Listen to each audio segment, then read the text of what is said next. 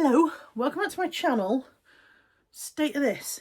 This is hair that has been left to dry normally this morning, left to dry naturally, somewhat in the open air, and now I have to tame it. I'm going to do a sort of combination, get ready with me, and what I've been watching.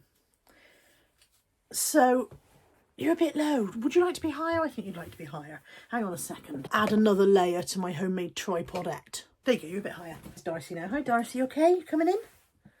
Going again? No? Okay. So, I have just spent most of a week in bed not very well. And the benefit of spending most of a week in bed not very well is you watch a lot of telly. Watched a lot of telly, watched a lot of various things on various platforms. I'm still not 100%, but I've got videos to make today and I've got to get ready for those videos and make myself look a bit presentable. So I thought what I would do, while I'm getting ready, I'll do a little bit of a get ready with me and talk about what I've been watching. See if I can recommend anything for you guys to watch, or maybe in the comments you'll be able to recommend something for me to watch based on the stuff that I've told you I've watched, and then you know what I like. See what I mean? See what I mean? So, we're going to straighten my hair. I'm probably going to put some makeup on. And while we're doing it, I'm going to tell you what I've been watching recently. So I've been watching things on Amazon Prime, on Netflix and on YouTube. I don't have terrestrial channels in my bedroom apart from watching them on catch-up and whatever. So I can't watch stuff that's on live. I can only watch stuff on catch-up. And I tend not to bother because I never know what's going on anyway. So I just tend to watch stuff on the subscription channels. And I realise that not everybody has streaming channels, and some of you feel like they're a lot of waste of money, and I get all of that, but I'm just going to tell you what I've been watching and where I've been watching it. And it's very weird using you as a mirror, so I'm going to have to set up the mirror as well. I can't use you as a mirror to do my hair with. Hang on a second. Well, I've got the mirror set up next to you, so if I'm looking over there, that's why. Okay, so I've been watching quite a lot of stuff on Amazon Prime. I have Amazon Prime for deliveries. And with that, you get your Amazon Prime base subscription. And there are extra things as well that I think you can add on to an Amazon Prime subscription. And usually I don't bother. That being said, there's going to be something extra in a minute. And the main thing that I watched on Amazon Prime in the last fortnight or so was recommended to me by Josh, my friend Josh. Now, I happened to mention to him that I had finally watched Bridgerton. Bridgerton is not in this roundup of things that I've watched because everybody else has already watched it. I don't need to tell anyone about Bridgerton. Everybody else, I was very late to the Bridgerton party, very, very late. Sort of avoided it because I was like, oh, I don't think I like it. Turns out I did. What do I know? But Josh said to me, if you liked Bridgerton, you will really like My Lady Jane. Weirdly, I think that My Lady Jane and Bridgerton are extremely different. So quite why he would have gone, if you like that, you'll like this, I don't know. But he was correct and I did like it. It is an 8-part series based on the section of Lady Jane Grey's life where she takes the throne of England. She was queen for 8 days. So I'm sure most of you remember from your history books at school, Lady Jane Grey, who was Queen of England in between Edward the 7th, I think he was. Edward the 7th was Henry VIII's son. He might not be 7, he might be 6 or 8. I beg your pardon, he's not watching, he's dead. But either way, Edward, the son of Henry VIII, died quite young. And because he died quite young, he hadn't had any children, and so there was all sorts of confusion after he died about who was going to take the throne, because some of Henry VIII's other kids were Catholic and some of them had been pronounced to be illegitimate because they said his marriages weren't legal and stuff like that. And anyway, Lady Jane Grey ended up being on the throne for 8 days. She was a cousin. She was a cousin of the king, the young king who died, and he left a will appointing her as his successor, and it went missing. Anyway, loosely based on this period of history, and I say loosely because there's a peculiar added element which I very much did not see coming, and I didn't know if I would like it. When I realised about this added element, the added element is that also in this parallel world there are humans who turn into animals. So plainly not based on pure English history, because as far as I'm aware we don't have any of that. It stars, I've written notes, it stars Emily Bader, but it also has one of those casts where people pop up where you go, oh look, there's Thingamy. So some of the Thingamies who popped up were Anna Chancellor, a very famous actress now, but was first known for 4 Weddings and a Funeral, in which she was Oh, God. What was Hugh Grant's terrible ex-girlfriend in Four Weddings and a Funeral, Tammy? Duckface, thank you. She was Duckface in Four Weddings and a Funeral. And, of course, has been in many, many things. And is a very wonderful actress. And she plays Lady Jane Grey's mother, Lady Frances. But also other people who pop up. Rob Brydon takes a very much a lead part in it. And Dominic Cooper, who was the love interest in Mamma Mia. You know, he was the daughter's love interest. So yeah, it's one of those casts where people just pop up, you go, oh, look, there's Hubry, there's Thingamy. Amazon Prime have a lovely thing that while you're looking at it and going, who is that? You press pause and it pops up on the screen and tells you who it is and what they've been in before. I like that. Saves me getting IMDb up on my phone, which drives people mad. I just can never find out who that is. I just need to look this up. So yeah, that was good. That was good. And I really enjoyed it. Now, it's an 8-part series. And you might think to yourself, well, surely if it ends at the bit where her head's cut off, because Lady Jane Grey, the real Lady Jane Grey in real life in history, was beheaded, then surely if we're gonna finish at the 8-part series at the end of the reign when her head was cut off, that's going to be the end of it. But there is a twist. I'm not going to tell you the twist because I get told off for spoilers. Won't tell you the twist, but there's absolutely no reason why there shouldn't be a second season. So we'll tell you that much. So I enjoyed that, and I think I enjoyed the historical aspects of it. It certainly made me look and read a bit more about English history and refresh my memory on some stuff. I enjoyed that a lot. But I wouldn't say it was particularly like Bridgerton. The only similarity I would say to Bridgerton is that officially it's a period drama and the ladies wear frocks.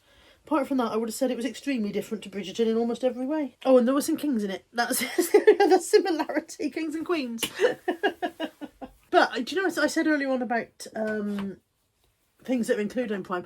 I also, in this last week, took a side subscription through Prime for Studio Canal, who are a production company, and you can get a Studio Canal subscription through Prime for about £5 a month, and it gives you access to a lot of really old British classic stuff. So one of the things I watched this week on Studio Canal, and I didn't need to watch it on Studio Canal because I already have it on DVD.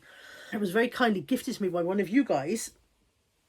When I said that it was my favourite ever film, one of you guys gifted it to me on DVD. And so I didn't actually need to watch it on subscription, but when I saw it was there, I thought I might as well.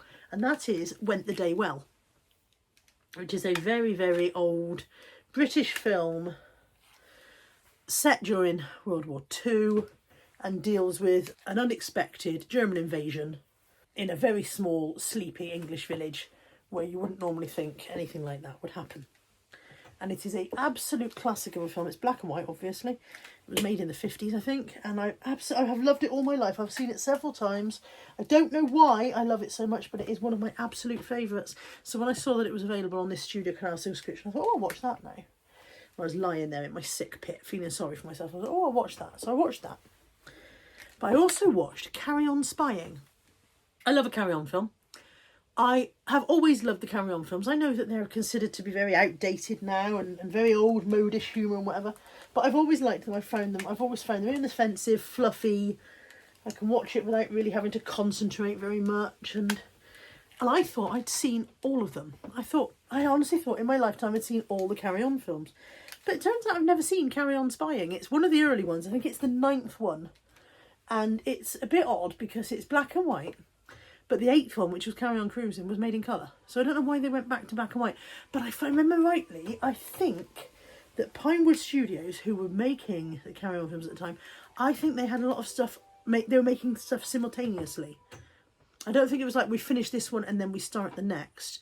I think, if I remember rightly, I'm hearing somewhere, that they'd be making more than one at a time to enable the best use of the actor's time, because it must have been awfully difficult to remember your lines for each different film if you had to go off one set and onto another, but then I suppose actors know what they're doing. So yeah, so I'd never seen Carry On Spying, one of the few that don't have Sid James in, and it's the first outing for Barbara Windsor. Charles Hawtrey, Jim Dale, Bernard Cribbins. Bernard Cribbins is only in about 3 or 4 Carry On films. Bernard Cribbins is in this one.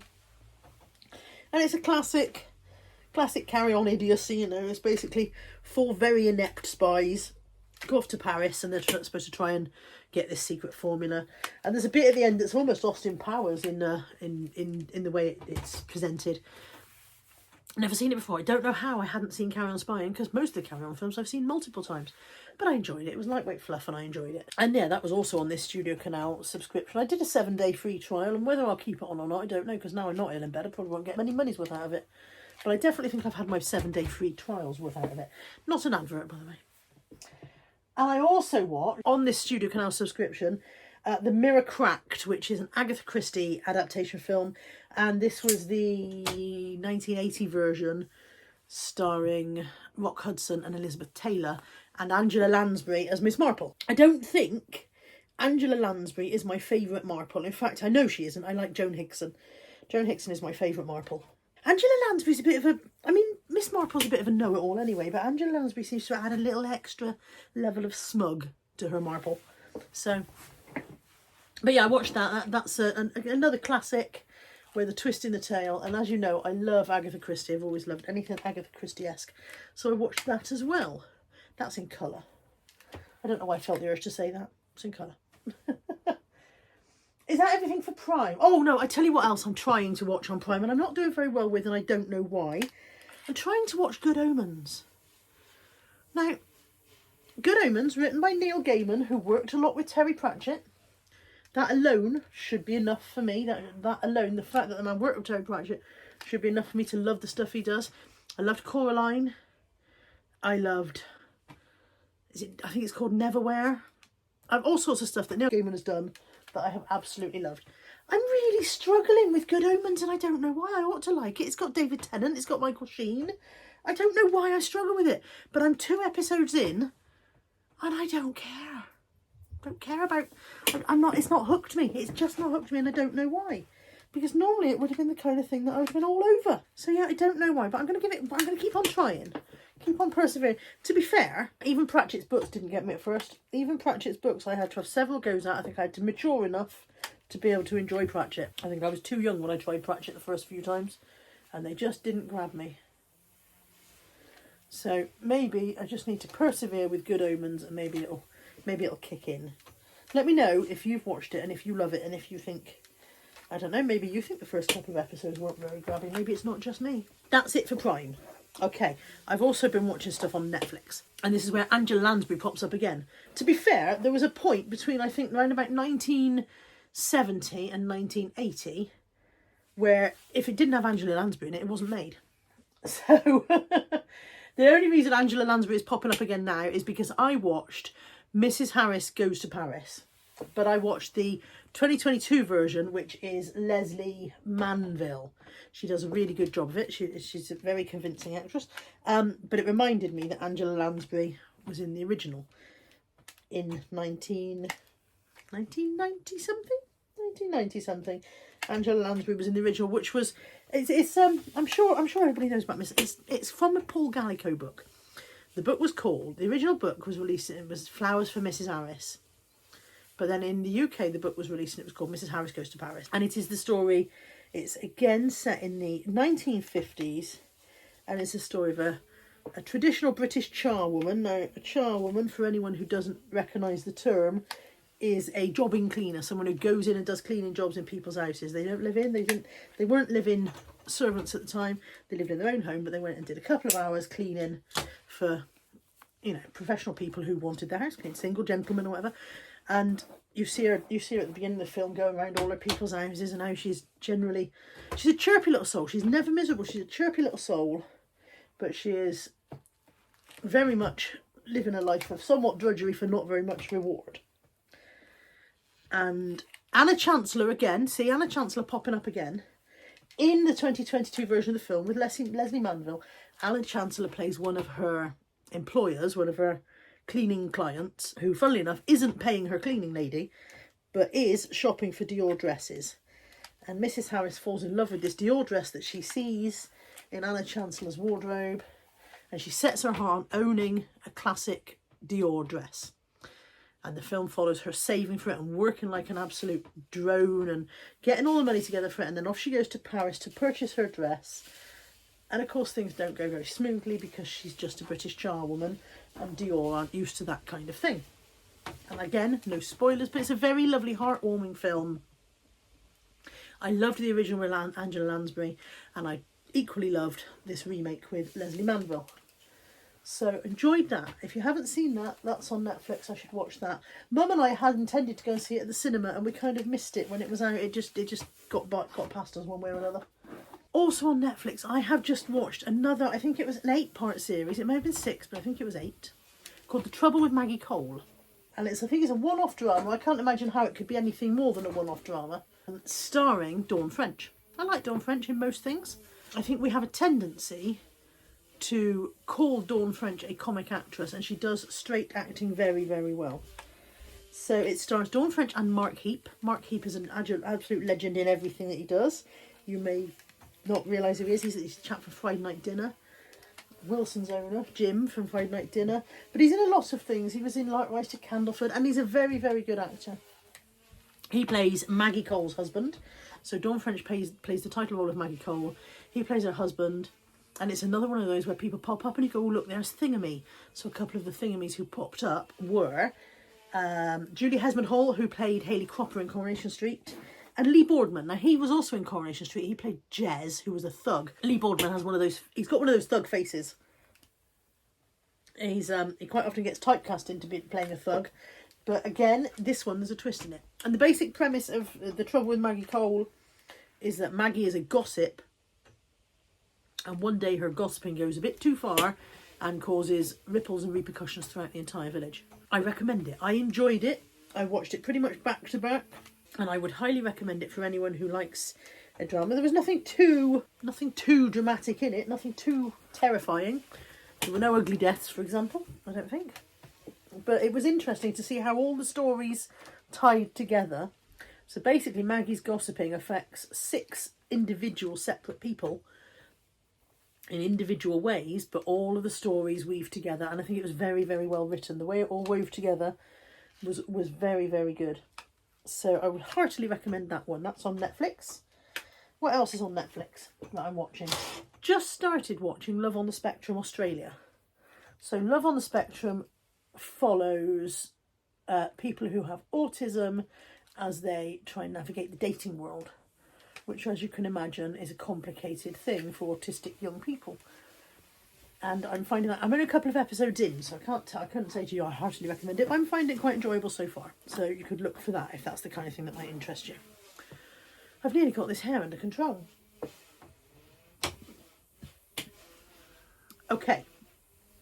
I've talked to you about Prime, I've talked to you about Netflix. Like I said, not an advert, I'm not paid by either of those people.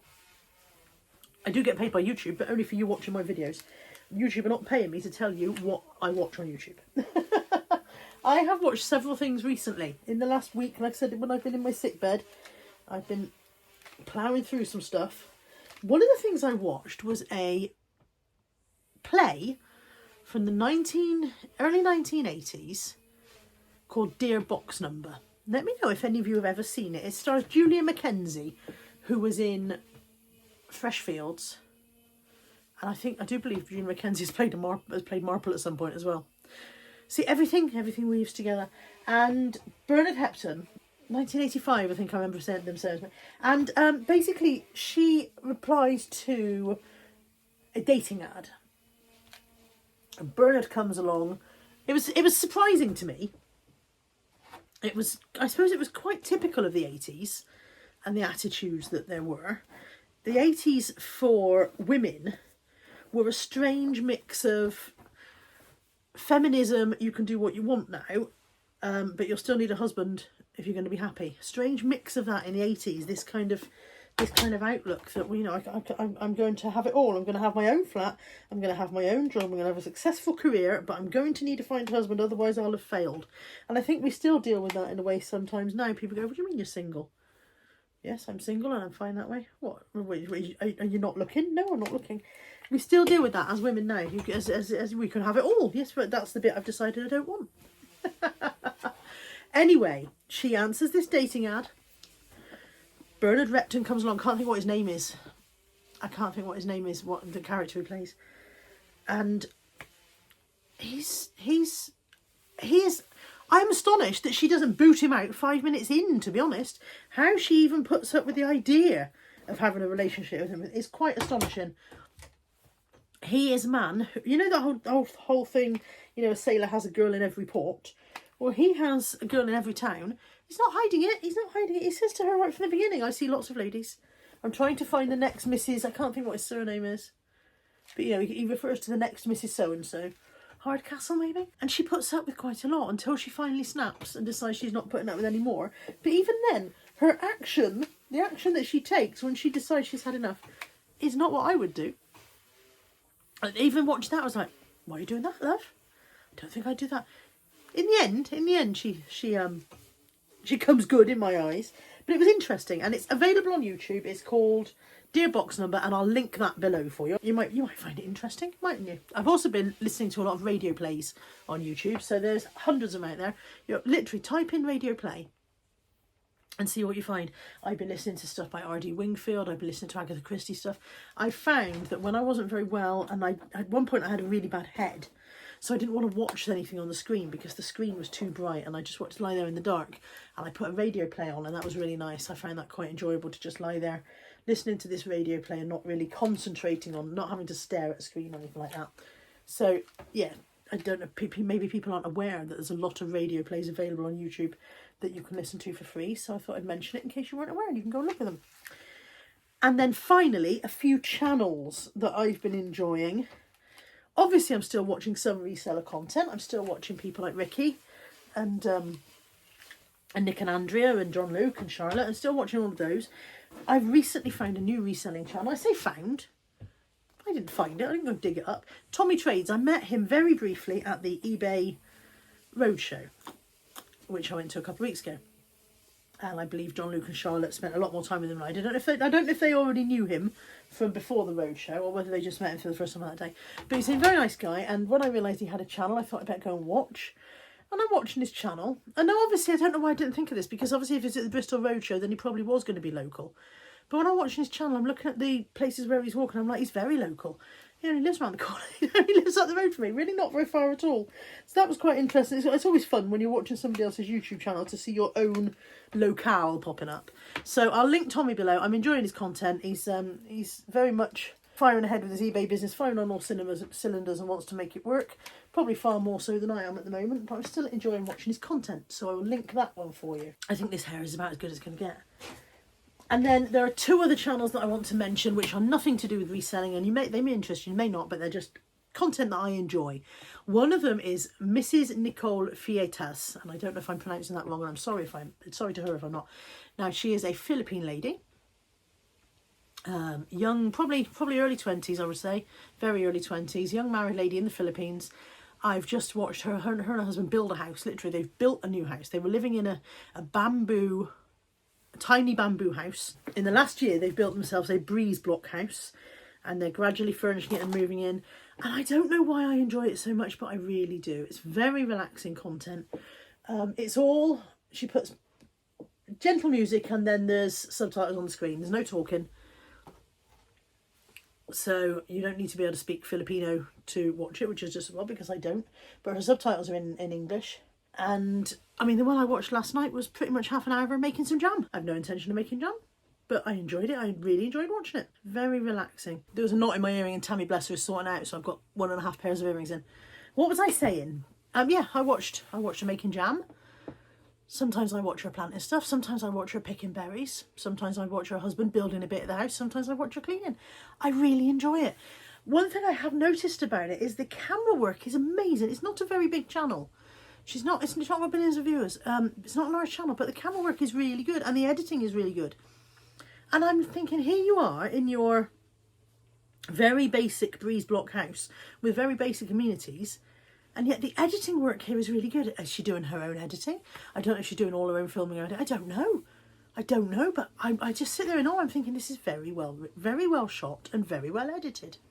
Bit like, do you remember there was that spate of time where there were people building mud houses? They were digging out mud houses and underground houses and building a swimming pool and all the rest of it. And they were always a couple of what looked like Filipino men again, usually in just shorts and bare feet, and digging away with very, very basic tools and whatever. And it turned out that they were part of a big multinational firm who were filming these videos, making a fortune. So I don't know if that's the situation with Nicole, but I do think that they're very, very well shot, very, very well shot and very well edited, and I'm intrigued by that. And then the last one is an American YouTuber, and her channel is DIY Tiff. I will put these links in below, like I did with Tommy's. And again, not a huge channel. I think about 12,000 subs, so about the same size channel as me. Her girlfriend does all the editing. Her girlfriend does the camera work and the editing, and I don't know if she has been trained for that, but she does an incredible job. Again, really good editing, really good camera work, and interesting content. She's basically a DIYer, but she has worked with her dad on remodeling houses and stuff like that as well. So she's got a lot of skills, a lot of tools, knows what she's doing, and I just find the videos very well presented and very interesting. And they bear no relation to my life whatsoever. And maybe that's what we want sometimes when we're watching stuff. Maybe you don't necessarily, because I'm a reseller, I watch reselling content, but maybe sometimes you just want to watch something that bears absolutely no resemblance to your life whatsoever. Escapism.